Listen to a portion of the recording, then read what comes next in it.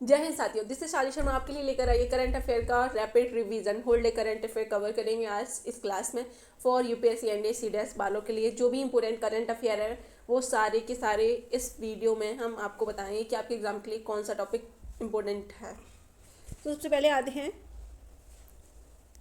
सबसे पहला पॉइंट है, India send a minister to Egypt for a Gaza summit. Gaza summit हो रही है इजिप्ट के अंदर, तो इंडिया से एक मिनिस्टर भेजे गए हैं जो कि समिट को ज्वाइन करेंगे। वहाँ पे इजिप्ट में हो रही है। क्यों हो रही है? जैसे कि आप सबको मालूम है, पिछली करंट अफेयर की क्लासेस में मैंने आपको बताया था कि हमस एंड इज़राइल, जो भी डिस्प्यूट चल रहा था हमस और इज़राइल का, उसको पीसफुली शांत करने के लिए एक समिट ऑर्गेनाइज की गई है। उसको गाजा समिट बोला गया है। तो उसी के लिए अपने यहाँ से एक मिनिस्टर को भेजा गया है। बुलाया तो प्राइम मिनिस्टर को था, लेकिन लास्ट मोमेंट पे अपने यहाँ पर जो भी नोटिस था, जो भी इंफॉर्मेशन थी वो आई थी, तो लास्ट मोमेंट पे किसी मिनिस्टर को भेजा जा रहा है इस समिट को ज्वाइन करने के लिए। ये कि अपने एक्सटर्नल मिनिस्टर यहाँ पे भेजे जा रहे हैं इस समिट को ज्वाइन करने के लिए। आपको लर्न रखना है कि 20 वर्ल्ड लीडर्स यहाँ पे ज्वाइन होंगे इस समिट में, जिसमें कि जो मैन है, जो कि यूएस ट्रम्प, जो यूएस के प्रेसिडेंट हैं, वो मैन लीडर परफॉर्म करेंगे वहाँ पर गाजा समिट में। एंड बाकी के जो 3 कंट्रियाँ हैं, जो कि इजिप्ट और क्वाटार एंड यूएस, ये 3 मैन लीडर्स हैं जो कि इस समिट को ऑर्गेनाइज करवा रहे हैं। और बाकी की जो भी कंट्रियां हैं वो इसमें पार्टिसिपेट करेंगे नॉर्मली, और इसको पीसफुली कंप्लीट करेंगे समिट को। इसमें आपको एग्जाम परस्पेक्टिव से इस समिट को लर्न रखना है कि गाजा समिट क्या थी और कब हुई थी। एंड आपको कंट्रीज लर्न रखनी है कहाँ पर हुई थी, तो इजिप्ट में हो रही है, ये भी आपको लर्न रखना है।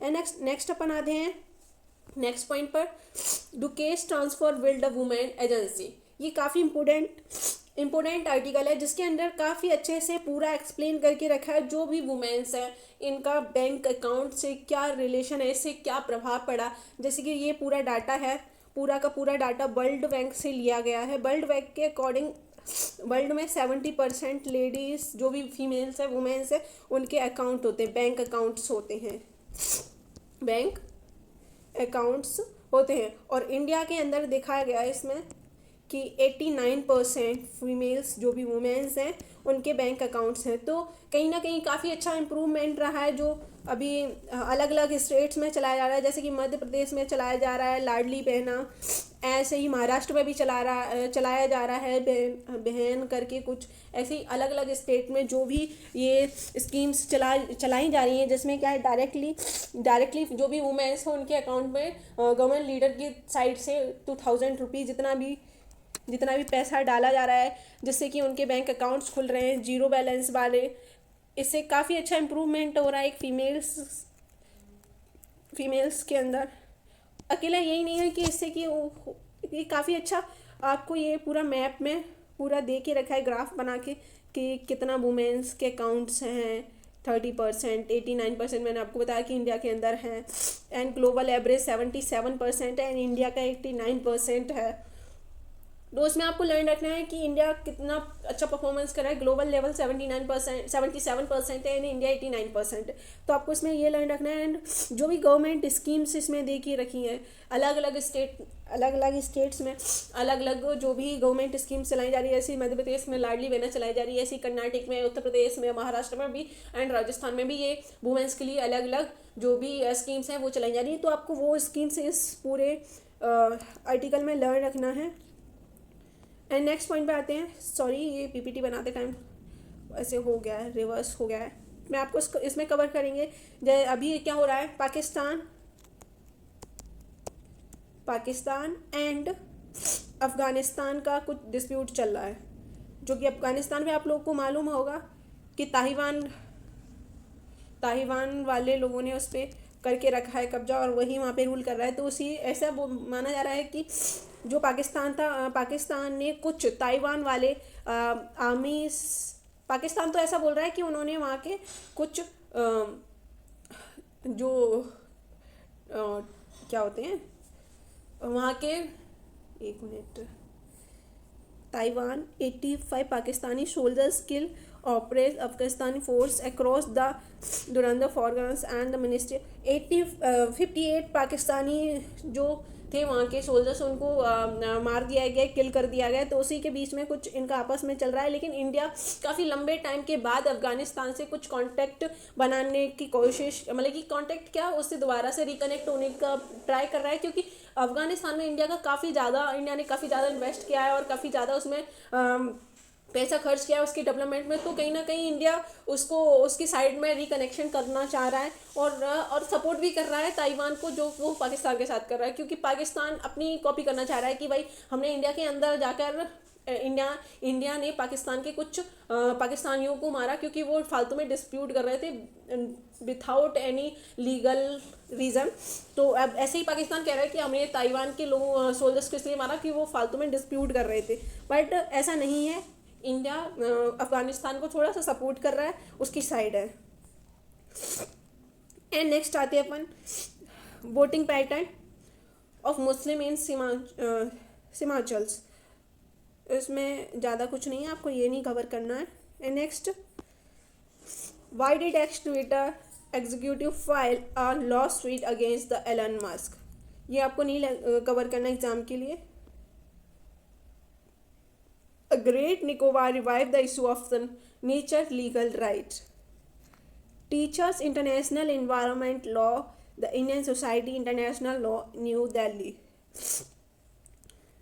आपको इस वाले जो भी है इस न्यूज़ में आपको एग्ज़ाम परस्पेक्टिव से कुछ नहीं करना है।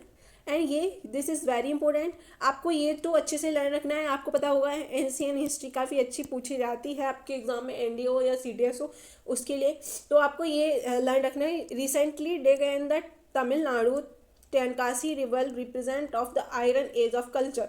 वहाँ पे कुछ खुदाई चल रही थी तो उसमें आयरन एज के कुछ एविडेंस मिले हैं, तो आपको यही लर्न रखना है। इस साइट का नाम लर्न, आप इस साइट का नेम लर्न रखना है, कहाँ पर है, तमिलनाडु में, स्टेट एंड आर्कियोलॉजी के तिरुवनंतपुरम राम तेनकासी डिस्ट्रिक्ट। आपको ये लोकेशन लर्न रखनी है कि कहाँ पे है।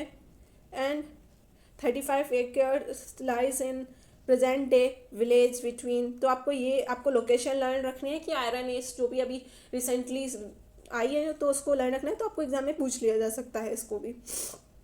एंड नेक्स्ट अपन आते हैं, अभी ये सेम वही है जो गाजा स्पीड हो रहा है, गाजा समिट हो रहा है हमास एंड इसराइल के बीच में, तो आपको ये नहीं पढ़ना, इतना बड़ा टाइम वेस्ट नहीं करना, आपको इंपॉर्टेंट पॉइंट्स पढ़ने हैं सारे। ये आपको रखना है। Canadian foreign minister set to meeting of Jaishankar today.